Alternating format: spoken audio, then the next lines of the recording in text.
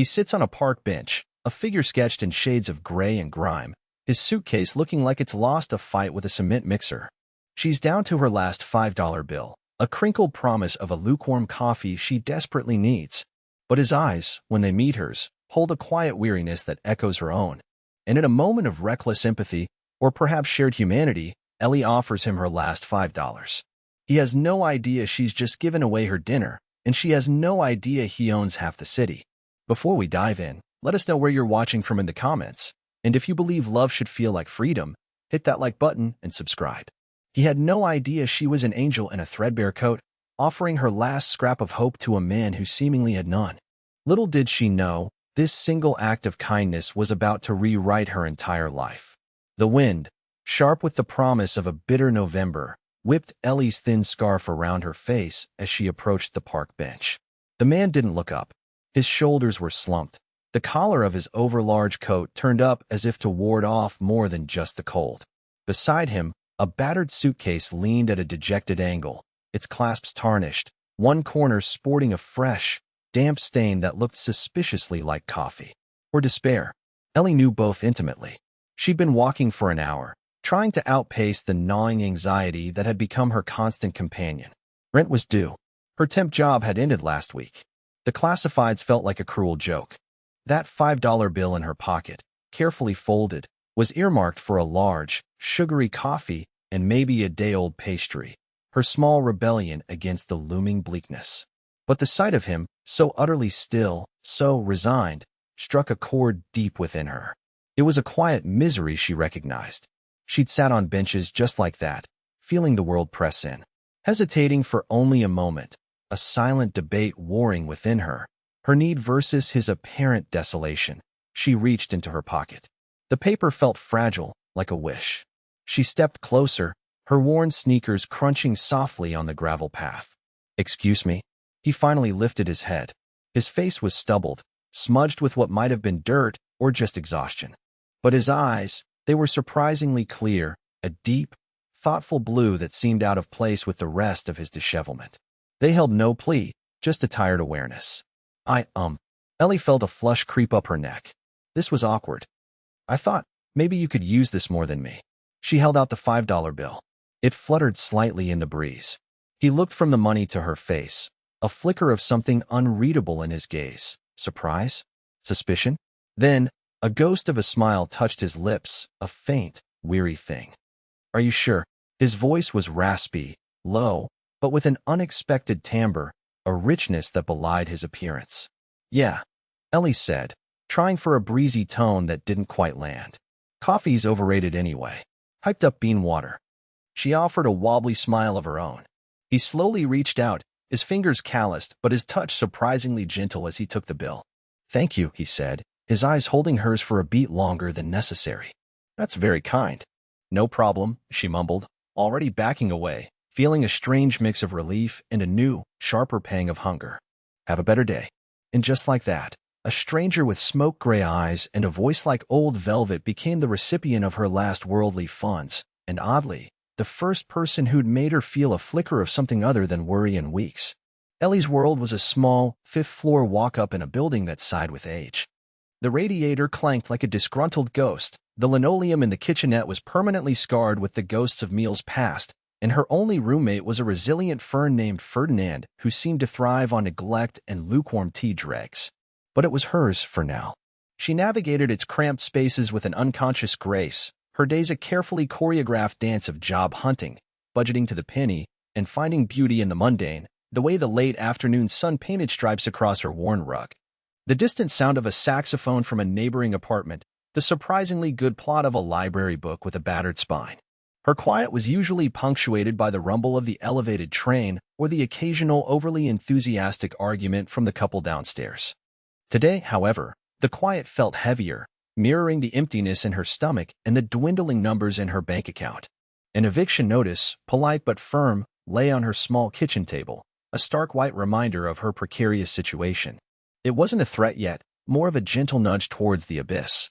The city outside her window was a dazzling, indifferent beast. Sometimes, on her walks, she'd see glimpses of another world, sleek black cars gliding past, their tinted windows hiding lives she couldn't imagine, women in sharp suits and sharper heels clicking down the pavement, radiating a confidence that felt like a foreign language. Just yesterday, a limousine, gleaming like a black pearl, had swerved too close to the curb, sending a spray of icy gutter water onto her already patched jeans. The anonymous passenger hadn't even glanced her way. That fleeting encounter was a micro-cameo of the antagonist in her life, not a person, but a system, a chasm of wealth and opportunity that seemed impossible to cross. She'd read a headline on a discarded newspaper later that day: "Reclusive billionaire Alastair Finch still evades public eye." She'd snorted. Easy to evade when you traveled in a bubble. Her apartment, though small, was her sanctuary. It smelled faintly of the lavender soap she bought on sale and the Earl Grey tea she nursed for hours. The textures were familiar. The chipped mug warmed her hands. The slightly lumpy quilt on her narrow bed offered solace. She was trying to feel safe here, to build a little fortress against the encroaching dread. Giving away her last $5 had been impulsive, perhaps foolish, but the memory of the man's tired blue eyes brought a strange sort of warmth that the lukewarm coffee never could have. It was a tiny act of defiance against the coldness of the world, a shared moment of humanity. She told herself it was worth a growling stomach, at least for a little while. A few days later, Ellie was nursing a cup of hot water with a squeeze of lemon, her new austerity beverage, and staring despondently at a job rejection email when a hesitant knock sounded at her door. It was so soft she almost dismissed it as the building settling, but then it came again, a little firmer this time. Ferdinand the Fern offered no opinion. Warily, she peered through the peephole. Her breath hitched. It was him, the man from the park. He looked marginally cleaner, perhaps, but still undeniably out of place, his battered suitcase resting by his feet like a loyal, weary dog. She opened the door a crack. "Hello." His blue eyes, less shadowed today, met hers. "Miss. I didn't catch your name." "Ellie," she supplied, her mind racing. What did he want? Had he come to return the $5? That seemed unlikely. "Ellie," he repeated, as if tasting the sound of it. "I'm Al." He gestured vaguely. "I was wondering. You were very kind the other day. I wanted to thank you properly." He shifted his weight. "And, well, I seem to be somewhat adept at fixing things. Your downstairs neighbor mentioned a leaky faucet when I asked if a kind lady with a bright scarf lived upstairs." Ellie blinked. Her leaky faucet had been driving her mad for weeks, a persistent drip drip drip that was the soundtrack to her insomnia. The landlord was notoriously slow. "You fix things." A faint smile. "Among other things." "May I?" Hesitation warred with the practical need. He didn't look threatening, just earnest. And there was that compelling quietness about him she remembered. "Okay," she said, opening the door wider. "But I can't pay you." "I wouldn't dream of it," Al said, stepping inside. He took in her tiny apartment with a sweeping, unreadable gaze, his eyes lingering for a moment on the eviction notice before flicking away. If he was judging, he hit it well. He set down his suitcase, which seemed to contain not clothes, but an assortment of well-used tools when he opened it a crack to retrieve a wrench. This was a new layer to the crumpled suitcase man, a practical, capable one. He worked with a surprising efficiency, his large hands deft and sure. Within 20 minutes, the incessant drip was silenced. The sudden quiet was almost shocking. "There," he said, wiping his hands on a rag he produced from a pocket. "Good as new." "Better, probably." Ellie stared at the blessedly silent tap. "Thank you," she said, genuine gratitude warming her voice. "That's amazing." She felt a ridiculous urge to hug him. "Instead," she said, "can I offer you some hot water with lemon?" She grimaced. "It's all I have." He chuckled, a low, pleasant sound. "Actually, I picked up a few things." He gestured towards a small paper bag he'd brought in with him, which she hadn't noticed before. Inside were 2 slightly squashed muffins and a small carton of coffee. Not 5-star, but better than bean water, I hope. They sat at her small table, the silence comfortable now, punctuated by the sounds of sipping and appreciative murmurs. He didn't talk much about himself, offering vague answers about traveling and being between places. But he asked her about her dreams, about Ferdinand, about the books piled by her bed. He listened with an intensity that made her feel seen, truly seen, in a way she hadn't in a long time. It was a small, shared vulnerability, a connection forged over a fixed faucet and cheap muffins. She found herself telling him about her fruitless job search, the looming rent, without the usual shame that accompanied such confessions. He just nodded, his gaze compassionate. This quiet man, Al, with his mysterious suitcase and kind eyes, was becoming an unexpected anchor in her turbulent world. The days that followed settled into an unexpected rhythm. Al would appear at her door, sometimes with a small offering, a slightly bruised apple, a day-old newspaper he'd found, once even a wilted but charming bunch of daisies he claimed had been discarded unfairly. He never asked for anything, but he always seemed to find something to fix: a squeaky door hinge, a loose floorboard, the wobbly leg on her table. Ellie found herself looking forward to his visits, to the comfortable silences and the surprisingly insightful conversations that bloomed in the small spaces of her apartment. He still carried the battered suitcase, though she rarely saw inside it beyond glimpses of tools or the occasional neatly folded, though worn, shirt. She learned to read the subtle shifts in his mood through the set of his jaw or the light in his blue eyes. He spoke of places he'd seen with a startling clarity, describing sunsets over deserts and the scent of rain in ancient forests. Details that seemed incongruous with the man who meticulously darned a hole in his own sock one afternoon while she read aloud from her library book. His clothes, though clean now, she'd subtly left out her spare soap and a towel one day, and he'd used them without comment, were still threadbare, ill-fitting. Yet, there was an innate dignity about him, a quiet confidence that had nothing to do with material possessions. Ellie, in turn, shared her small world. She showed him her sketches, tentative drawings of cityscapes and portraits of Ferdinand. She talked about her childhood dream of opening a small community library and art space, a haven for people like her. He listened, always listened, his gaze thoughtful. One afternoon, they sat on her tiny fire escape, sharing a bag of slightly stale popcorn she'd splurged on, watching the city pulse below. "It's a lonely place, isn't it?" she'd mused. "All these people, rushing around, and no one really connecting." Al had looked at her then, a strange intensity in his eyes.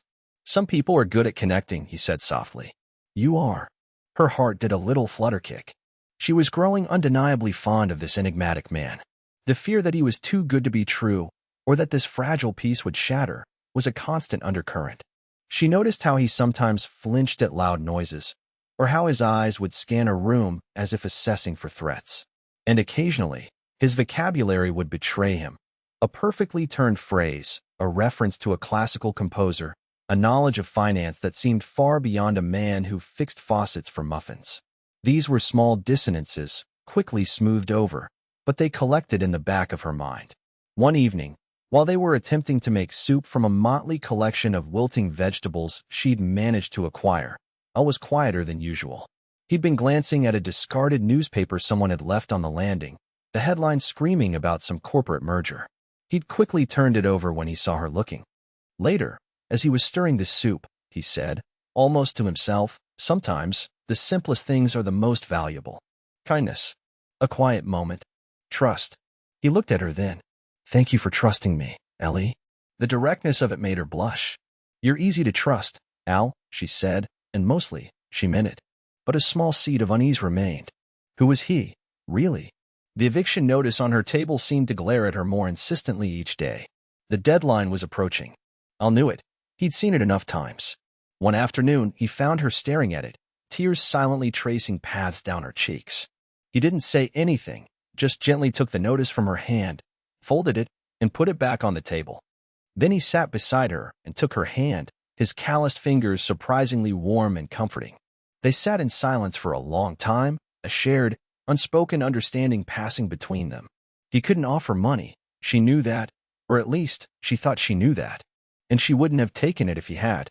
But his presence, his quiet solidarity, meant more than he could know. The next day, Al didn't show up. Panic, cold and sharp, pierced through Ellie. Had he finally given up on her hopeless situation? Had he been a figment of her lonely imagination? She spent the day alternating between pacing her small apartment and staring out the window, her anxiety a tight knot in her chest. The thought of facing the eviction alone, without even his quiet company, was unbearable. This was the dip, the fear setting in hard. Just when she had started to feel a fragile sense of safety, of connection, it was threatened. The emotional risk she'd taken in letting him into her life felt enormous. Late that evening, just as she was succumbing to a weary despair, there was a knock. Not Al's usual hesitant tap, but a more formal, decisive sound. Her heart leaped, then sank. It wasn't him. Standing in her doorway was a man in an impeccably tailored suit, holding a sleek leather briefcase. He looked entirely out of place in her building's dingy hallway. "Eleanor Vance?" he asked, his voice smooth and professional. Ellie, she corrected automatically, her mind reeling. Yes. My name is Marcus Thorne, the man said. I'm an attorney representing Mr. Alistair Finch. May I come in? Alistair Finch. The name echoed in her mind. The reclusive billionaire from the newspaper headlines. Her gaze flew to the man's face, searching, then realization dawned with a sickening lurch. Alistair. No, it couldn't be. Ellie felt the floor tilt beneath her. Alistair Finch. The name resonated with a cold, distant clang, like a vault door swinging shut on the warm, unassuming man she knew as Al. Mr. Thorne, the lawyer, stepped into her tiny apartment, his polished shoes looking absurdly out of place on her worn linoleum. He exuded an aura of quiet power and expensive cologne. Mr. Finch has asked me to deliver this to you, Thorne said, his voice neutral as he placed a large, creamy envelope on her small kitchen table. It landed with a soft thud that seemed to echo in the sudden, ringing silence. Ellie stared at the envelope as if it were a coiled snake. Her mind was a maelstrom of confusion, hurt, and a dawning, horrifying clarity. Al, who fixed her faucet. Al, who shared her stale popcorn and listened to her dreams. Al, who was apparently one of the wealthiest, most elusive men in the country. The crumpled suitcase must have been a deliberate disguise, the between places a colossal understatement. Every shared glance, every quiet conversation, every moment of perceived connection was now cast in a harsh, unbelievable new light. Had it all been a lie? A game for a bored billionaire? I don't understand, she managed, her voice barely a whisper. Her hands were trembling. Mr. Finch wished to express his gratitude for your earlier kindness, Thorne stated, his expression unreadable. He also asked me to convey his personal regards. He believes this will explain things. He gestured towards the envelope. He is currently unavailable to do so himself, but he felt it was imperative you receive this without further delay. Unavailable. The word felt like a slap. After all their shared moments, he sent a lawyer? The intimacy they'd built, or she'd thought they'd built, felt cheapened, a cruel parody. The impending eviction, her raw vulnerability, had he been observing her like a specimen in a jar? Gratitude. Ellie repeated, a bitter laugh escaping her. For $5? This is insane. She looked at Thorne, a rising tide of anger and betrayal warring with sheer bewilderment. Where is he? Why isn't he here to explain things? Thorne's expression remained impassive. Mr. Finch has his reasons for his methods, Miss Vance. He felt this was the most appropriate way to proceed at this juncture, given certain pressing circumstances. He paused. I am instructed to answer any logistical questions you might have regarding the contents of that envelope, but as for Mr. Finch's personal motivations, he wished to communicate those himself, in due course, or through what he has provided. Pressing circumstances. Her eviction, perhaps? Or was it the sudden exposure of his charade? Her mind couldn't process it. Slowly, as if in a dream, Ellie reached for the envelope. Her fingers fumbled with the heavy paper. Inside, nestled amongst several official-looking documents, was a single, handwritten note on thick, creamy cardstock. The handwriting was bold, familiar. A.L.'s handwriting. Ellie, it began. Asterisk, I know this is a shock. Please believe me when I say that nothing about our time together was a game to me. You showed me a kindness I hadn't encountered in a very long time, a genuine human connection I thought I'd lost the capacity for. I needed to see if such a thing still existed, untainted by who I am, or what I have. You were real. What we shared was real, at least for me. I couldn't simply offer you money. That would have felt like a transaction, and what you gave me was a gift. This, I hope, is something more. A safe harbor. A place for dreams. I had to leave suddenly. Things became complicated. Please, try to understand. I will explain more when I can. Alistair. Star. Beneath the note lay a deed. A deed to a house. Not just any house. The address was for a property in one of the city's most exclusive, historic neighborhoods, a sprawling stone mansion she'd once glimpsed on a depressing, rainy bus ride, looking like something out of a fairy tale, impossibly grand and beautiful. It was in her name. Eleanor Vance. She sank onto her wobbly chair, the document sliding from her numb fingers. The deed to a mansion. From the crumpled suitcase man. Her head was spinning. This wasn't just a thank you. It was an earthquake, shattering her reality into a million pieces. What was she supposed to do with this? How could she possibly accept it? And Alistair, where was he? The note explained little, yet confirmed her worst fear. He was gone. and the man she thought she knew had, in a way, never truly existed. Days passed in a blur of disbelief and a profound, aching confusion. The lawyer, Mr. Thorne, had been professionally courteous, leaving his card and assuring her of assistance with any transitional details. Transitional details. As if one simply transitioned from a fifth-floor walk-up to a Gilded-Age mansion. Ellie hadn't touched the deed again after her initial shock. It lay on her table, a silent, opulent accusation. The eviction notice seemed almost quaint by comparison. She missed Al. Not Alistair Finch, the reclusive billionaire, but Al, the quiet man with kind eyes and capable hands. The Al who listened. The Al who had made her laugh with his dry observations about pigeons. The betrayal she felt was a sharp, physical pain, but beneath it, an even deeper ache of loss for the connection she believed was real. One blustery afternoon, driven by a desperate need for something, clarity, confrontation, closure, she found herself standing before the iron gates of the mansion. It was even more imposing up close, a fortress of stone and leaded glass, surrounded by manicured, though now winter-bare, gardens. It felt cold, impersonal, a world away from her cramped, familiar life. Mr. Thorne had given her a key, a heavy, ornate thing that felt alien in her palm. She let herself in. The silence inside was vast, echoing. Dust motes danced in the weak sunlight filtering through enormous arched windows. Furniture lay shrouded in white sheets, like ghosts in repose. It was beautiful, undeniably, but it felt empty. Soulless. This wasn't a home, it was a monument. "It's too big," she whispered, her voice swallowed by the cavernous space of the grand foyer. "It's too much." Perhaps, a voice said from the shadows of a sweeping staircase. Or perhaps it's just waiting for the right person to make it feel like less. Ellie whirled around, her heart leaping into her throat. Alistair. He stepped into the light, looking more like the man she remembered from the park than the billionaire from the headlines. He was dressed in simple, dark clothes, no suit, no pretense.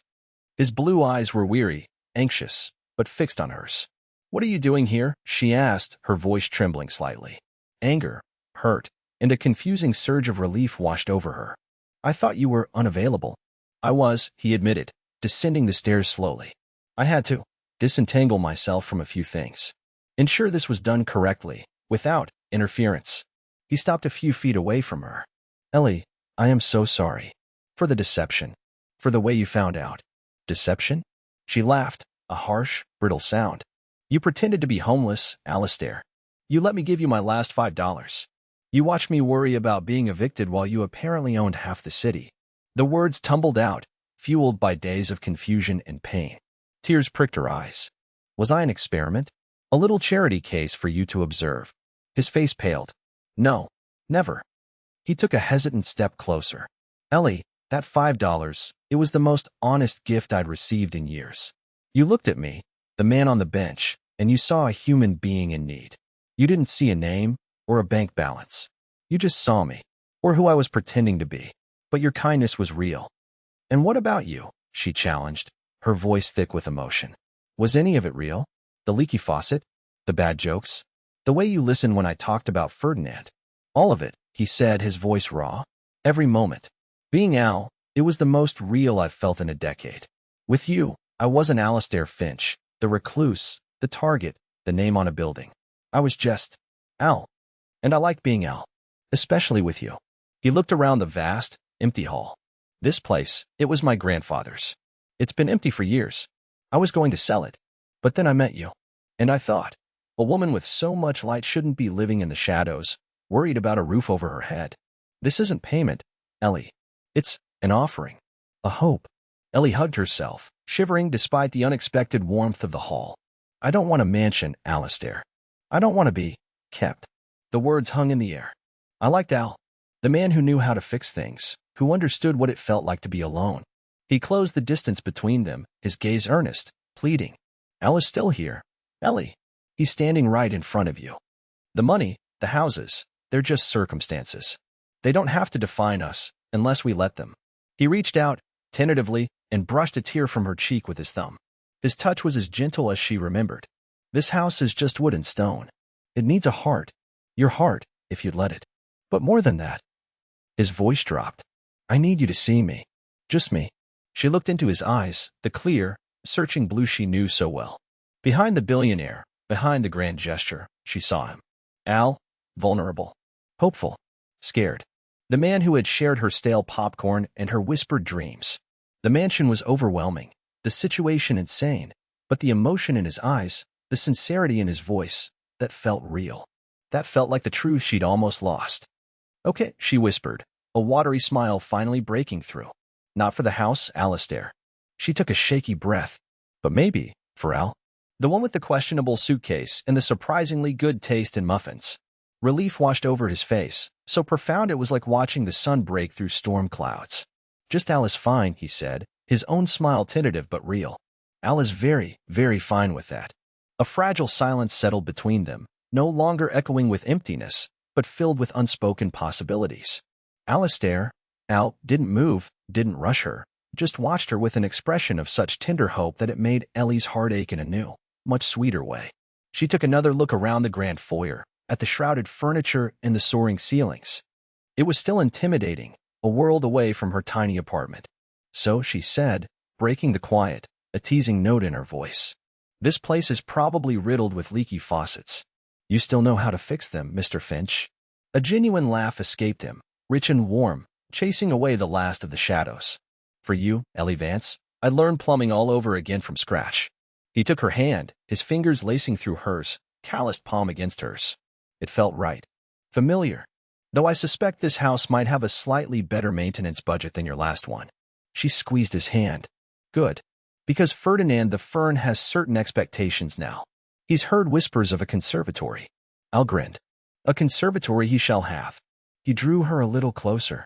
It's a big house, he said, his voice softer now, echoing her earlier sentiment, but with a new meaning. Might get lonely. Ellie looked up at him, at the man who had turned her world upside down and then, somehow, set it right again. The fear and betrayal had receded, replaced by a hesitant, burgeoning warmth. Not anymore, Al, she whispered, a soft smile playing on her lips.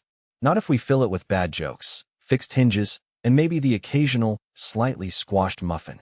He leaned down, and for a moment, she thought he might kiss her.